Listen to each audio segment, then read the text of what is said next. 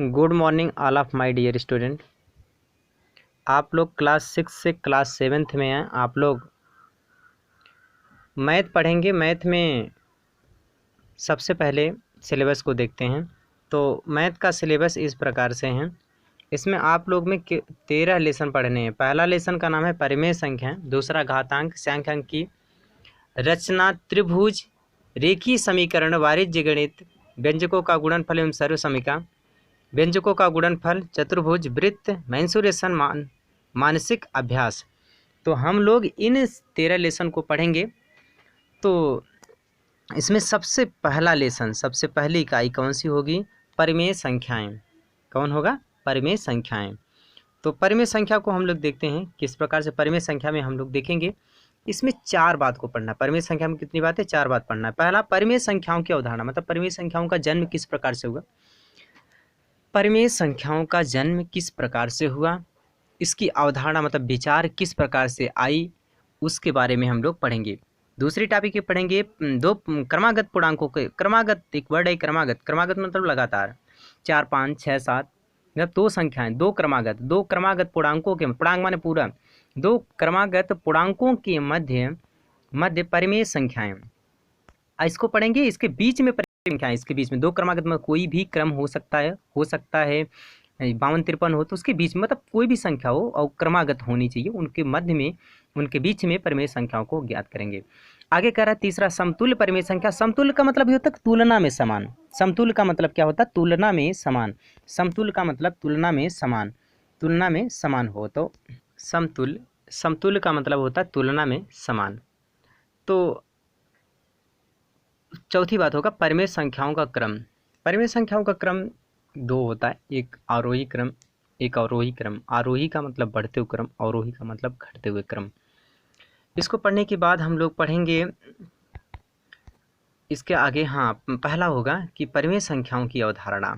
विचार कहाँ से आया? ये देखो, विचार ऐसे आएगा, यदि कोई संख्या पूर्णांक नहीं होगी, यदि कोई संख्या भिन्न नहीं होगी, तो तीसरी संख्या वो होगी तो कौन सी होगी, उसी के बारे में देखना है। ये कह रहा है कि यदि यहाँ पर दिया है कि यदि कोई दूरी है, एक 600 मीटर की दूरी है, और 600 जो मीटर है उसको 600 मीटर को चेंज किया किलोमीटर में।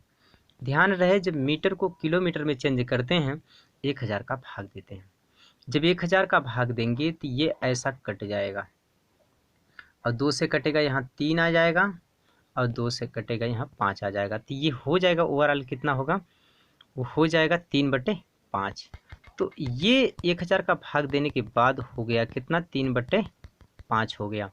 तो 3/5 जब लिखेंगे, देखो 600 मीटर को जब 3/5 लिखेंगे तो मीटर यहाँ होगा, लेकिन ये हो जाएगा किसमें? किलोमीटर में। तो यह, हाँ, ये कह रहा है समुद्र के तल से, मान लीजिए समुद्र का तल ये है। अब इस समुद्र के तल से यदि ऊपर की तरफ चलेंगे तो उसको लेंगे क्या? धनात्मक। नीचे की तरफ चलेंगे तो क्या लेंगे? ऋणात्मक लेंगे। तो ये बात यही कह रहा है कि यदि ऊपर की तरफ चलेंगे धनात्मक, नीचे की तरफ चलेंगे तो ऋणात्मक लेंगे। तो ये बात जब स्पष्ट रूप से समझाना हुआ तो ये हुआ कि समुद्र तल से जब नीचे की दूरी को रिप्रेजेंट करना होगा, नीचे की तरफ रिप्रेजेंट करना हो, तो 3/5 को क्या लिख देते हैं? माइनस का 3/5। 3/5 को क्या लिखेंगे? माइनस, लेकिन -3/5 कब? जब नीचे की तरफ हो। अब ध्यान से ये सोचना है कि जो -3/5 है, यह तो परिमेय संख्या, सॉरी, यह एक पूर्णांक नहीं है, ये पूर्णांक नहीं है, और ये भिन्न भी नहीं है। ये पूर्णांक नहीं है, न तो भिन्न है। तो अब यहीं पर एक विचार आता है कि अगर ये संख्या ऐसी है जो न तो भिन्न है न तो पूर्णांक है, तो है क्या? तो यह क्या है? यह एक परिमेय संख्या होती है, यह एक परिमेय संख्या है।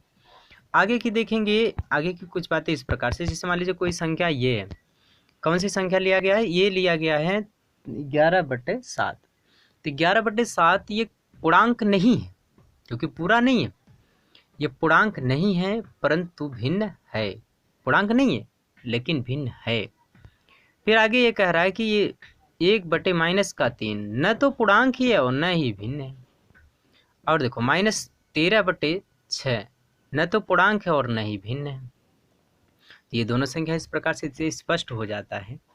ये देखो, ये भिन्न है, पूर्णांक नहीं है, और ये न तो पूर्णांक है न तो भिन्न है। मतलब ये दोनों क्या है, ये दोनों पूर्णांक न तो पूर्णांक है न तो भिन्न है। ये दोनों क्या है, पर देखो परिमेय संख्या ये भी है, ये भी है, ये भी। इसके बारे में आगे से पता चलेगी कि कोई भी भिन्न परिमेय संख्या हो सकती है, भिन्न परिमेय संख्या हो सकता है, लेकिन हर कोई परिमेय संख्या भिन्न नहीं हो सकता है। इसके बारे में डिटेल आगे पढ़ेंगे हम लोग। अभी इतना जानना है कि परिमेय संख्या की आवश्यकता कब पड़ी, कैसे पड़ी। तो हम ये कह सकते हैं कैसे, कि यदि कोई संख्या है, जैसे मान ले कौन सी संख्या लिया, ये संख्या लिया, कितना अभी आपने लिखा था 3/5। यदि ये पूर्णांक नहीं है और नहीं भिन्न है, तो जब ये पूर्णांक नहीं है तो भिन्न भी नहीं है, तो है क्या, तो वहाँ पर जन्म हुआ, वहाँ पर महसूस किया गया कि क्या है, यह एक परिमेय संख्या है, यह एक परिमेय संख्या है।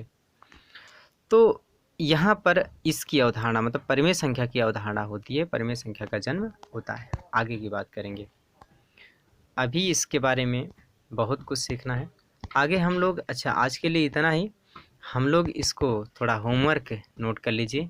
सभी बच्चे, जब विद्यालय खुलेगा, आप जितने भी चीज़ पढ़ाई जाएगी, लेक्चर वाइज पढ़ाया जाएगा, तो आप लोग इसको नोट करेंगे, इसका फेयर बनाएंगे, और होमवर्क मैं डेली दूंगा। आज का होमवर्क कल जब पढ़ाएंगे, पढ़ाने के बाद आज का होमवर्क चेक करेंगे, इसको हम सॉल्व करेंगे, देखना।